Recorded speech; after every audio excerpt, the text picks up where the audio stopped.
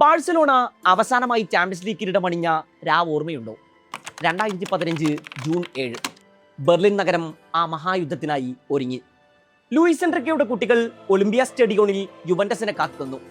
കളി തുടങ്ങി 4-ാം മിനിറ്റിൽ റാക്കിറ്റിച്ച്, 68-ാം മിനിറ്റിൽ സുവാരസ്, സ്റ്റോപ്പേജ് ടൈമിലെ അവസാന സെക്കൻഡുകളിൽ നെയ്മർ.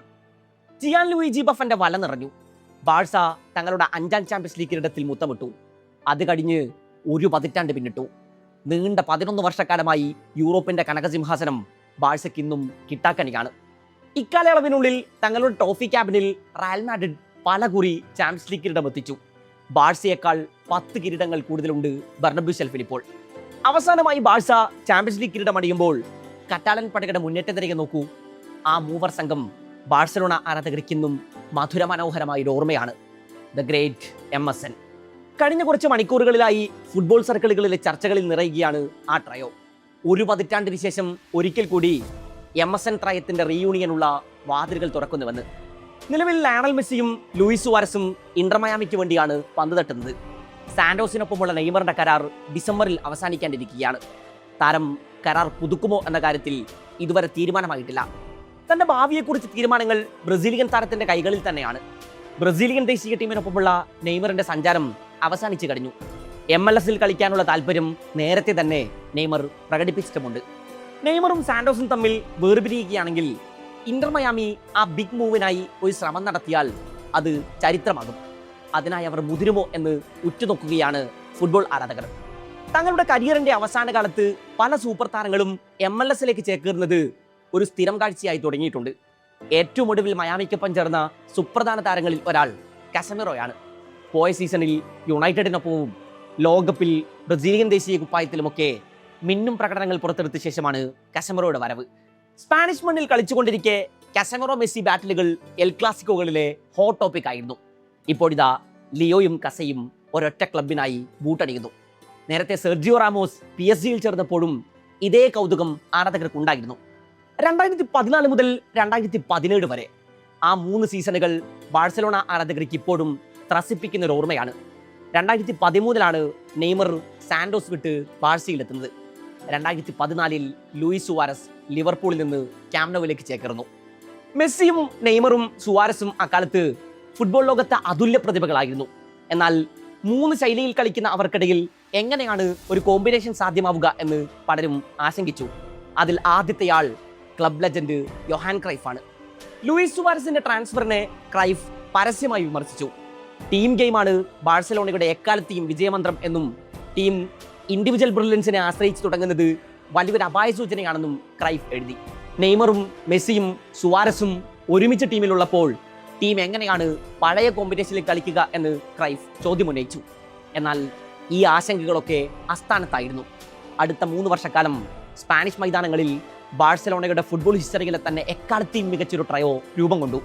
പലരും ആശങ്കിച്ചതുപോലെ അവർക്കിടയിൽ ഒരു കോമ്പിനേഷൻ പ്രശ്നവും ഉണ്ടായിരുന്നില്ല. ഒന്നിച്ച ആദ്യ സീസണിൽ തന്നെ യൂറോപ്പിന്റെ നെറുകയിൽ ബാഴ്സലോണയെ കൊണ്ടെത്തിക്കുന്നുണ്ട് MSN. ചാമ്പ്യൻസ് ലീഗും ലാലീഗയും കോപ്പ ഡെൽ റേയും ക്യാമ്പ് നൗവിലെത്തി. മുഴുവൻ കോമ്പറ്റീഷനുകളിലുമായി 122 ഗോളുകളാണ് ഈ മൂവർ സംഘം ബാഴ്സയ്ക്കായ ആദ്യ സീസണിൽ മാത്രം അടിച്ചുകൂട്ടിയത്. ബാഴ്സ അവസാനമായി ചാമ്പ്യൻസ് ലീഗ് കിരീടമണിഞ്ഞ സീസണിൽ ആകെ കുറിച്ച 31-ൽ 27 ഗോളുകളും പിറന്നത് മെസ്സി സുവാരസ് നെയ്മർ ട്രയോയുടെ ബൂട്ടുകളിൽ നിന്നായിരുന്നു. മെസ്സിയും നെയ്മറും 10 ഗോളുകൾ വീതം കുറിച്ചപ്പോൾ സുവാരസ് 7 ഗോളുകൾ തന്റെ പേരിലാക്കി. സിറ്റിയും ബയൺ മ്യൂണിക്കും PSG-യും അടക്കം യൂറോപ്പിലെ പല വൻമരങ്ങളെയും കടപുടക്കിയായിരുന്നു UCL-ൽ ബാഴ്സയുടെ പടയോട്ടം. ആ സീസണിൽ ആകെ 58 ഗോളുകൾ ലിയോ സ്കോർ ചെയ്തപ്പോൾ നെയ്മർ 39-ഉം സുവാരസ് 25 ഗോളുകൾ അക്കൗണ്ടിലാക്കി.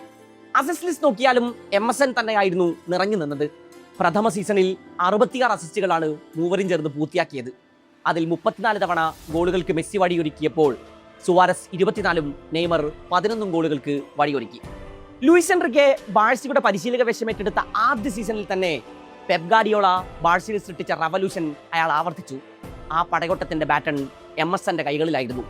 2015 ബാലൻഡിയോർ റാങ്കിങ്ങിൽ മെസ്സി 1-മതും നെയ്മർ 3-മതും സുവാരസ് 5-മതുമാണ് ഫിനിഷ് ചെയ്തത്. ലോക ഫുട്ബോളിലെ 3 സൂപ്പർ താരങ്ങൾ. അവർക്കിടയിൽ ഒരിക്കൽ പോലും ഈഗോകൾ വർക്കായില്ല. കളത്തിന് പുറത്തേക്കും ആ മൂവർ സംഘത്തിന്റെ സൗഹൃദം വളർന്നു. ടീമിലെ കോമ്പിനേഷനിലും ആ സൗഹൃദം മനോഹരമായി വർക്കായി.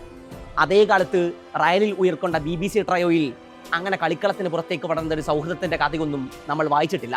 തൊട്ടടുത്ത സീസണിൽ ലാലിഗയും കോപ്പ ഡെൽ റേയും ക്ലബ് ലോകകപ്പും സൂപ്പർ കപ്പും ഒക്കെ ബാഴ്സ ക്യാമ്പ് നൗവിൽ എത്തിച്ചു. 131 ഗോളുകളാണ് MSN ട്രയോ തങ്ങളുടെ സെക്കൻഡ് സീസണിൽ അടിച്ചുകൂട്ടിയത്. മെസ്സി ആയിരുന്നു ഇക്കാലത്ത് കറ്റാലൻ മുന്നേറ്റങ്ങളുടെ ബ്രെയിൻ. മിഡ്ഫീൽഡിലേക്ക് ഇറങ്ങി വന്ന് അയാൾ പന്ത് സ്വീകരിച്ചു, ഡിഫൻഡർമാരെ ഡ്രാഗ് ചെയ്ത് തന്നിലേക്ക് അടുപ്പിച്ചു. അങ്ങനെ സുവാരസിനും നെയ്മറിനും സ്പേസുകൾ തുറന്നു കിട്ടിക്കൊണ്ടിരുന്നു. നെയ്മർ 1-on-1 സ്പെഷ്യലിസ്റ്റ് ആയിരുന്നു. ലെഫ്റ്റ് വിങ്ങിൽ അയാൾ എതിരാളികൾക്ക് പിടിപ്പത് പണി കൊടുത്തു. പെനാൽറ്റി ബോക്സിൽ ഏറെ അപകടകാരിയായിരുന്നു സുവാരസ്. നമ്പർ 9 റോളിലാണ് അവതരിച്ചിരുന്നതെങ്കിലും ഒരു ട്രഡീഷണൽ സ്ട്രൈക്കറുടെ റോളായിരുന്നില്ല കറ്റാലൻ നിരയിൽ സുവാരസിന്. ഗോൾമുഖത്ത് അയാൾ കഠിനമായി പ്രസ് ചെയ്തു. നെയ്മറിനും മെസ്സിക്കും സ്പേസുകൾ തുറന്നു കൊടുത്തു. ടീമിന് ആവശ്യമുള്ളപ്പോഴൊക്കെ വലകുലുക്കി. പരസ്പരം ആ മൂവർ സംഘം ഒരു മാലയിൽ കോർത്ത മുത്തുകളെ പോലെ വർക്ക് ചെയ്തു. കോമ്പിനേഷൻ എന്നൊരു പ്രശ്നം തന്നെ അവർക്കിടയിൽ ഉദിച്ചില്ല. 364 ഗോളുകളാണ് 2014 മുതൽ 2017 വരെയുള്ള കാലയളവിൽ MSN ട്രയോ കറ്റാലൻ ജേഴ്സിയിൽ കുറിച്ചത്. 9 മേജർ ട്രോഫികൾ ക്യാമ്പ് നൗ ഷെൽഫിൽ എത്തിച്ചു. 2017 ചാമ്പ്യൻസ് ലീഗിൽ PSG-ക്കെതിരായ റമോൺടാഡ MSN കാലത്തെ ഐതിഹാസികമായൊരു ഓർമ്മയാണ്. 2015 റയലിനെ ബെർണബ്യൂവിൽ എതിരില്ലാത്ത 4 ഗോളുകൾക്ക് തീർത്ത പോര്. റോമക്കെതിരെ ചാമ്പ്യൻസ് ലീഗിൽ കുറിച്ച 6-1 വിജയം. 2016 ചാമ്പ്യൻസ് ലീഗിൽ ആഴ്സണലിനെതിരെ കുറിച്ച വിജയം തുടങ്ങി ഇക്കാലത്ത് ഓർമ്മിക്കാൻ ആരാധകർക്ക് പല മനോഹര മുഹൂർത്തങ്ങളും സമ്മാനിക്കുന്നുണ്ട് MSN. മയാമിയിൽ വീണ്ടും കണ്ടുമുട്ടുമോ ആ മൂവർ സംഘം? കാത്തിരുന്നു കാണാം.